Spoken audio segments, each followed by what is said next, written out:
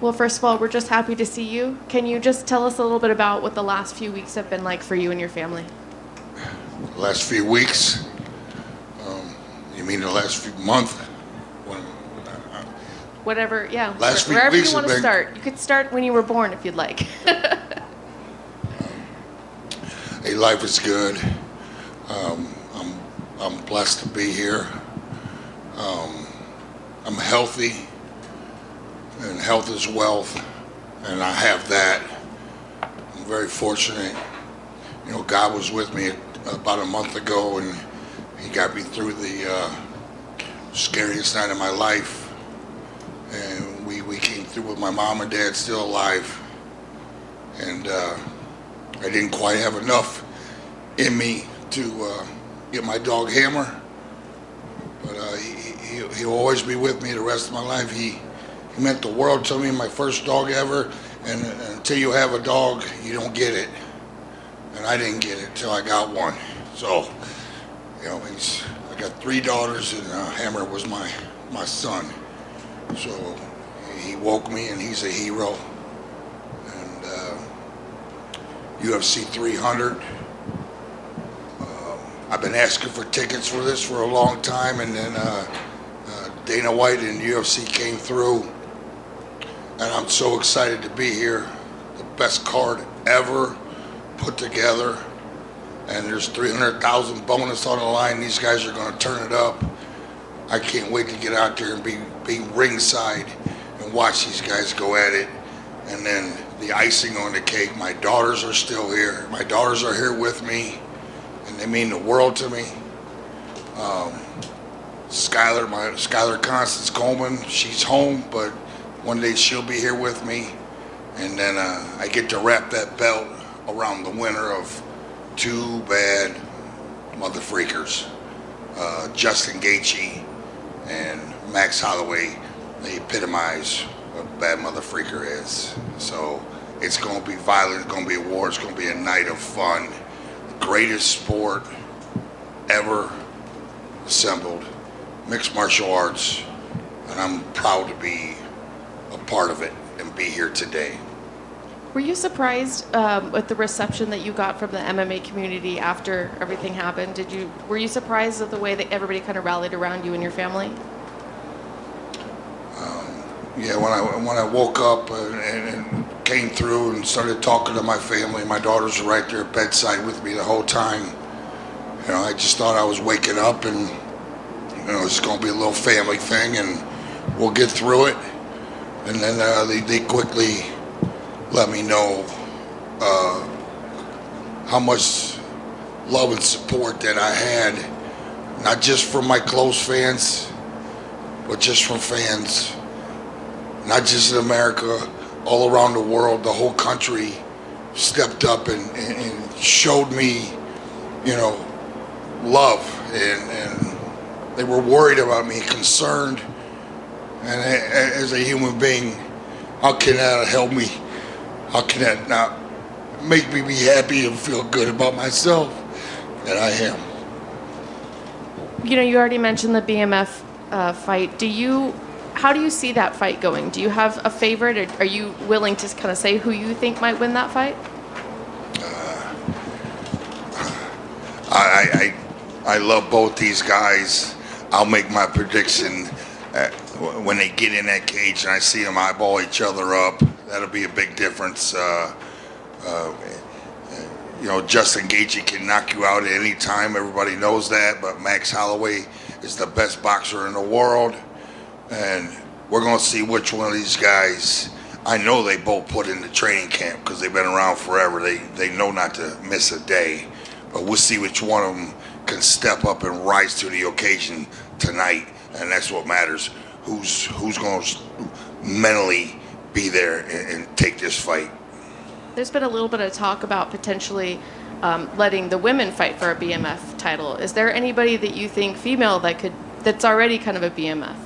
I had to think about it, but we definitely need a BMF, and they'll let themselves be known who it is. Bring back, I don't know. Give me a couple. Who do you think there? Oh gosh, it's hard. Give me one. Joanna would be the first person I would think of, but she's. Oh yeah, Joanna. She come out of retirement. Joanna would be the perfect BMF. Started off. Who wants Joanna? She'll come out of retirement for it, I bet. I think so too.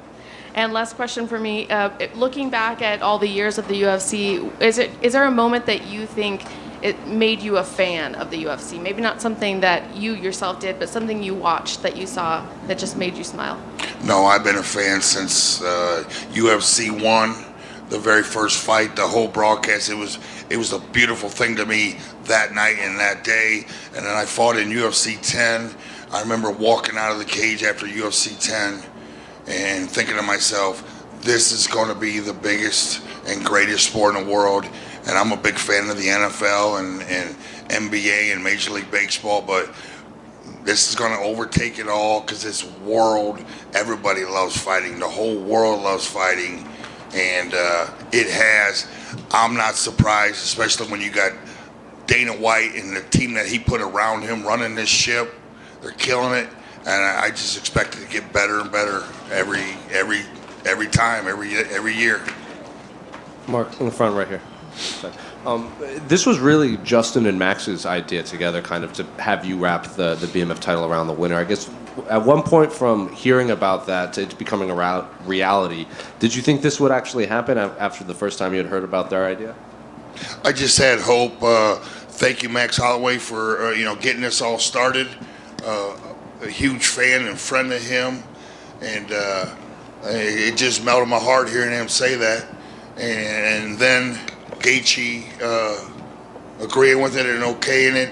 I got the ball rolling, and then the fans got aboard, and they asked for it and called for it, and that's the only reason I'm here today. So I'm grateful for Max and Justin asking for it, and the fans, you bringing this to fruition. Mark over here. Mark over here. So I just preface this, thank God for your health and thank God that you woke up and everything. But when was the moment that you realized that you weren't just a hero, not just in the MMA and wrestling community, but you're now a hero all over the world? When was the time that you realized that when you woke up, and who was the person that made you aware of what was going on internationally and what was going on in the news? I don't know if there was a moment. It still hasn't really set in, and I'm not comfortable being called a hero. I just did what I think anybody would have did, and I am proud of myself. But my daughters were bedside with me the whole time, and it was a close call. Not gonna lie, I was scared.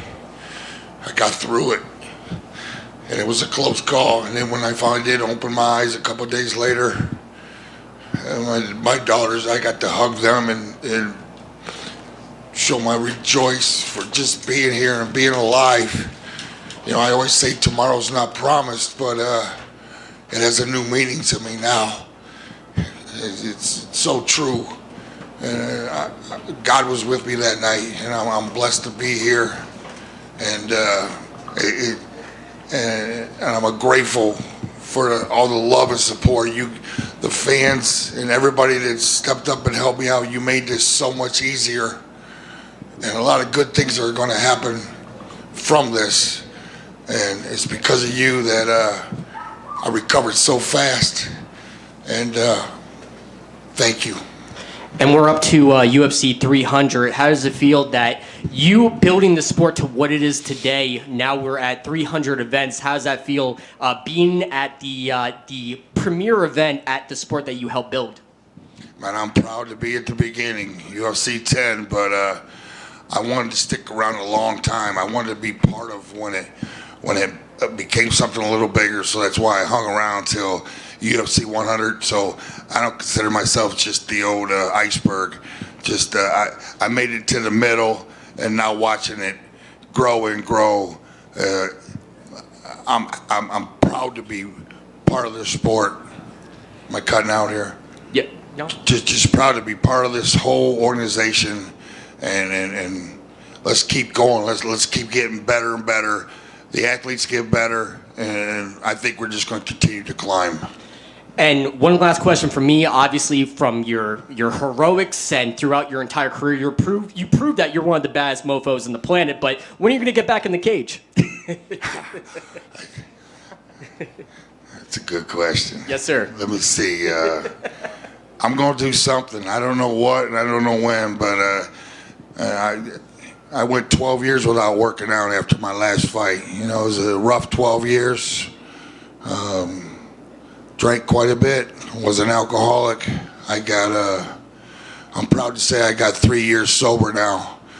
That's the only reason any of this was possible, because I humbled myself and I checked into rehab. I learned how to live life sober, and it's the greatest thing I've ever done. And if anybody's out there struggling mentally or with alcoholism, you can't do it alone. Reach out, get some help. It'll change your life for the better. And it's not easy, but it sure is worth it. Never call out more.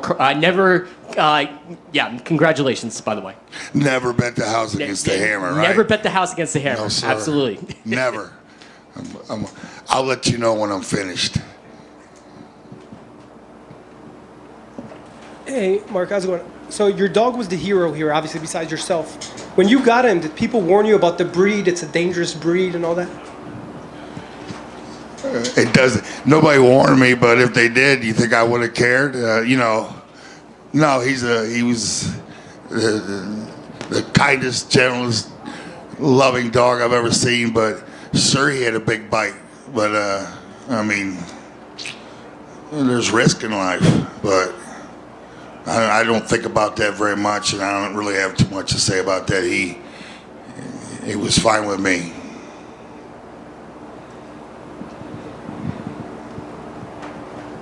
Good. Thank you, everybody. Have a good night.